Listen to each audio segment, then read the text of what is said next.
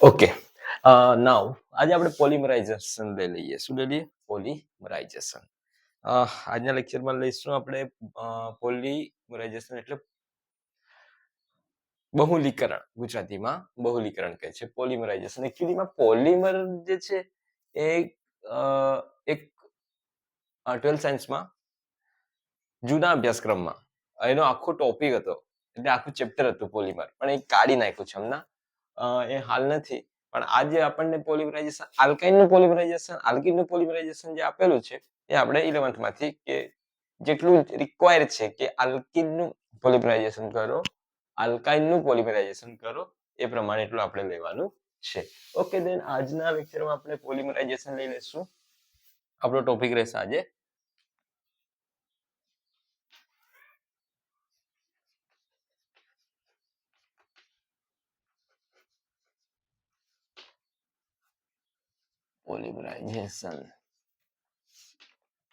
Polymerisation. Okay, polymerisation નો મતલબ તો કે અહીંયા તમે સમજો કે નાના મોલેક્યુલ્સ શું કરશે કે નાના મોલેક્યુલ્સ કોઈ એક બીજા મોલેક્યુલ્સ સાથે રિએક્ટ કરીને શું કરશે કે પહેલા તો જે સ્ટાર્ટિંગમાં શું બનાવશે તમને કહો કે એક બેઝિક મોલેક્યુલ રહેશે, એને આપણે મોનોમર કહેશું, કે જેનામાંથી કંઈક બનવાનું છે. એની સાથે કોઈક બીજો અટેચ થશે, બે જણા થઈ ગયા ડાયમર, ત્રીજો અટેચ થશે ટ્રાઇમર, ચોથો ટેટ્રા.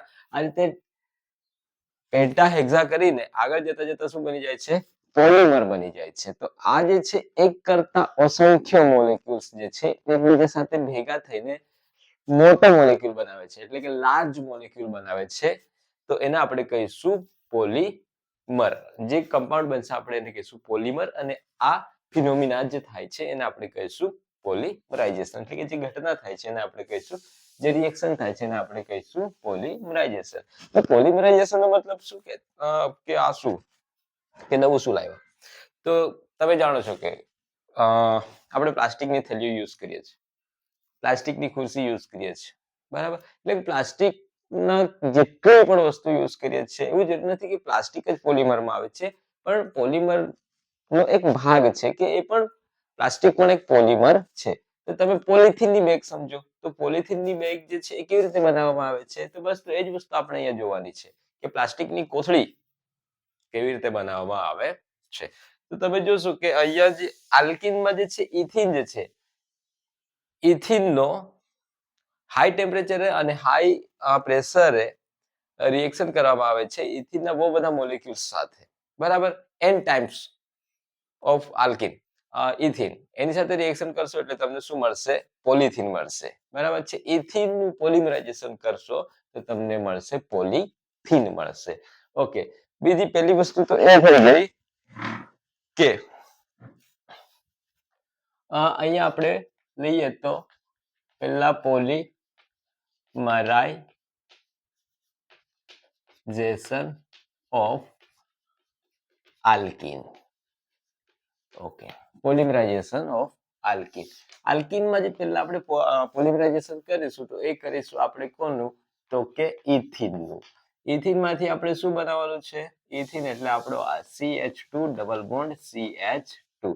આનું આપણે પોલિમરાઇઝેશન કરીશું અને મારે બનાવવાનું છે પોલિથીન બનાવવાનું છે, પ્લાસ્ટિકની કોથળી બનાવવાની છે. એના માટે શું રિક્વાયરમેન્ટ છે?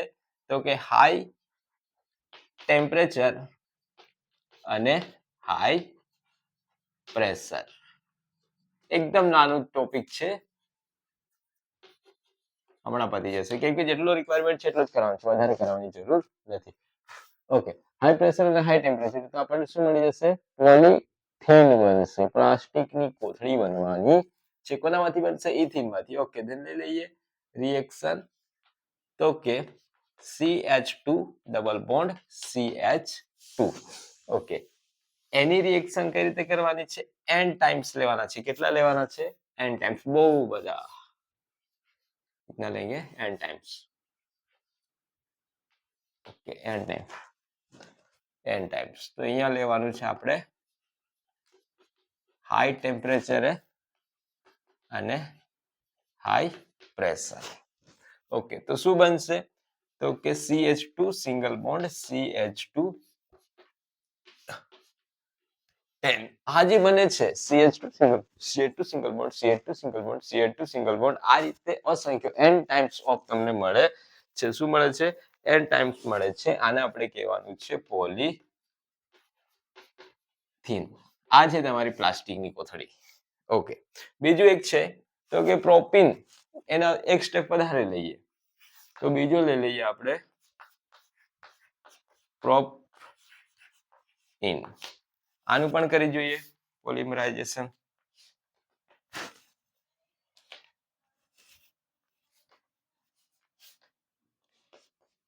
CH3 CH double bond CH2 okay આ પણ કેટલા લેવાના છે આપણે n ટાઈમ્સ લેવાના છે એનું પણ આપણે શું કરવાનું છે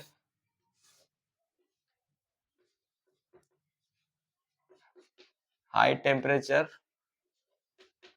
હાઈ પ્રેશર ઓકે તો અહીંયા શું બનશે બોન્ડ તમારો બ્રેક થશે અહીંયા પણ છે ને આ અહીંયા કયો ગ્રુપ રિવાઇઝ થશે મતલબમાં અહીંયા કે CH2 CH2 અહીંયા કન્ટિન્યુઅસલી ચાલે છે તો અહીંયાથી તમારો બોન્ડ બ્રેક થશે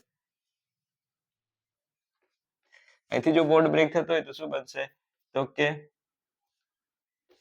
CH2 સિંગલ બોન્ડ CH2 અને અહીંથી જ આવશે તમારો CH3 અને આ મોલેક્યુલ્સ તમારો કન્ટિન્યુઅસલી શું થશે કે પુનરાવર્તિત થયા કરશે આ બનશે તમારો પોલીપ્રોપીન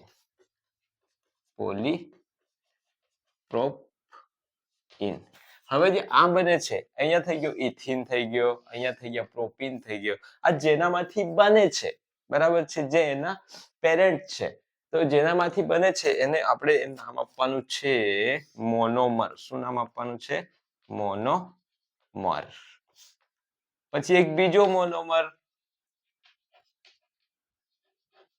ભેગો થઈને બનાવશે ડાઈમર સાથે એક મોનોમર ભેગો થઈને ટ્રાઈમર એ પ્રમાણે અસંખ્ય n ટાઈમ્સ ઓફ ભેગા થશે એટલે શું બનશે તો અહીંયા બની જશે તમારા પોલિમર બની જશે તો અહીંયા બે પોલિમર આપણે જોયા એક પોલીપ્રોપીન અને એક છે આપણો પોલિથીન પ્લાસ્ટિકની કોથળી બરાબર હવે આનો ઉપયોગ ક્યાં આવે છે તો જનરલ પોલિમર પ્લાસ્ટિકનો ઉપયોગ તમે પોલિથીનનો ઉપયોગ તમે ક્યાં કરો છો તો કે આપણે પ્લાસ્ટિકની બેગ છે પ્લાસ્ટિકની બોટલ છે રેફ્રિજરેટરમાં મૂકવાની ડીશ આવે છે બરાબર છે રમકડા આવે છે એ બધી આઈટમો જે બનાવે છે પોલિથીન માંથી બને છે જેમ કે આ ભાઈમાંથી શું બનાવવામાં આવે છે તો કે પોલીપ્રોપીન માંથી બનાવવામાં આવે છે કે તમારા મિલ્કના કેરેટ જે છે દૂધના કેરેટ એ બનાવવામાં આવે છે અને ટીવીના કેબિનેટ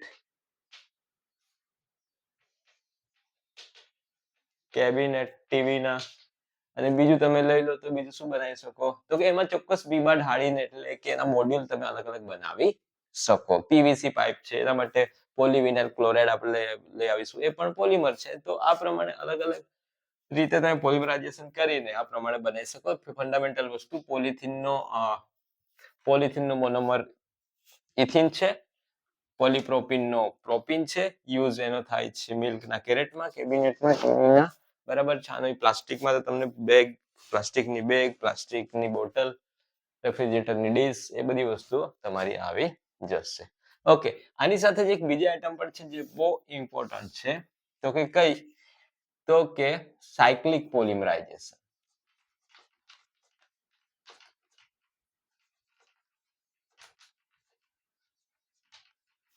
શું છે સાયક્લિક પોલિમરાઇઝેશન તો સાયક્લિક પોલિમરાઇઝેશન કોનું કરવાનું છે તો કે આલ્કાઇન નું કરવાનું છે યાદ રાખજો કોનું આલ્કાઇન નું કરવાનું છે તો કઈ રીતે અહીંયા તમને કહી દઉં કે આલ્કાઇન નું એટલે કે એસિટિલિન નું તમે શું કરો છો એસિટિલિન એટલે ઇથાઇન એનું સાયક્લિક પોલિમરાઇઝેશન કરશો તો અહીંયા છે એરોમેટિક કમ્પાઉન્ડ બનશે ફંડામેન્ટલ વસ્તુ કે આલ્કાઇન નું જો સાયક્લિક પોલિમરાઇઝેશન કરવામાં આવે તો એલિફેટિક માંથી એરોમેટિક કમ્પાઉન્ડ બને છે જેમ કે સમજો એક બનાવી જોઈએ આ તમારા માટે બહુ ઇમ્પોર્ટન્ટ છે કે આલ્કાઇન માંથી બનાવો શું બનાવશો બેન્ઝીન બનાવો ઠીક છે તો બેન્ઝીન બનાવવા માટે તમે અહીંયા જોશો એક ક્વેશ્ચન પણ તમને આપવામાં આવશે પછી તમે તમારી રીતે કરી લેજો એકવાર અહીંયા લાસ્ટ બતાવી દઉં છું CH2 3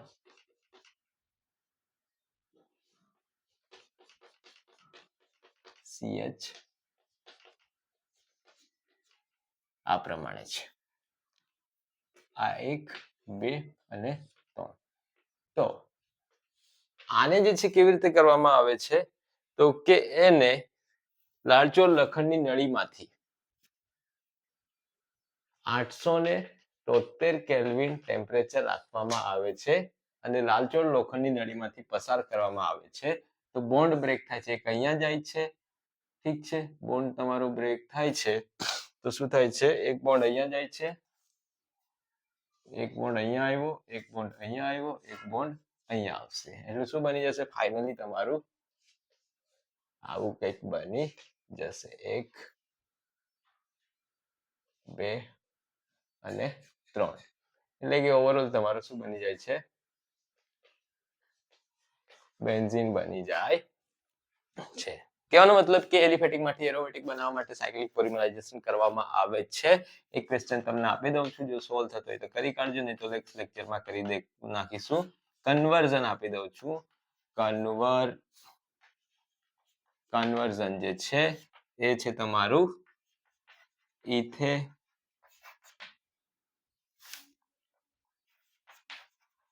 ઇથેનોઇક એસિડ એટલે કે એસિટિક એસિડ ટુ બેન્ઝીન. શું થશે, ઇથેનોઇક એસિડ ટુ બેન્ઝીન એટલે કે CH3COOH માંથી ફેરવો આમાં, તો કઈ રિએક્શન લાગુ કરવાની થશે. તો આ છે પોલિમરાઇઝેશન. આટલું જ છે, આનાથી વધારે છે નથી આપણે આ સિલેબસમાં, તો અહીંયા સુધી રાખીએ. ઠીક છે. એક તો પોલિથીન, પોલિપ્રોપિન અને બેન્ઝીન. આ શું થઈ ગયો, આ એસિટેલિન છે એટલે કે ઇથાઇન, અને આ બની ગયો આપણો બેન્ઝીન છે. ઓકે, સાયક્લિક પોલિમરાઇઝેશન યુઝ તમને કહી દીધા છે. આટલી વસ્તુ છે, બીજું કઈ છે નથી.